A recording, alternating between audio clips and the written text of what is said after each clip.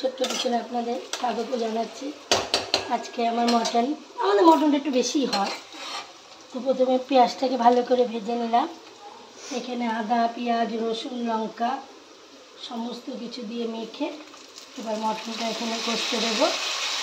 কষতে কষতে মটনটা হয়ে যাবে। দই খেয়ে দিয়েছি, জল ছেড়েছে, জলও ছেড়েছে ভালোই। কষতে কষতে মাংসটা হয়ে যায়, আর এক্সট্রা জল লাগে না। আর করবো ইলিশ মাছ। ইলিশ মাছটা কাটাটা দেখা দেয়নি, আমার ক্যামেরা করার লোক ছিল না কালকের জন্য। এই যে ইলিশ মাছ নিয়ে এসছে, দেখেন ডিম ভর্তি। কালকে ইলিশ মাছ মাথা দিয়ে দেখি কিছু একটা করবো, কচু শাকটা করলে। ততক্ষণ টাটা, মনে করিস না। অলমোস্ট আমার মাটন কমপ্লিট। একটু পাতলা ঝোলটা একটু পছন্দ করে, তাই আজকে একটু পাতলা, রোজই তো কষা ভালো লাগে না, আজকে একটু পাতলা ঝোল করলাম। ব্যাস হয়ে গেল আজকের আমার রেসিপি। ভাত আর মাটন আর ইলিশ মাছ ভাজবো গোটা।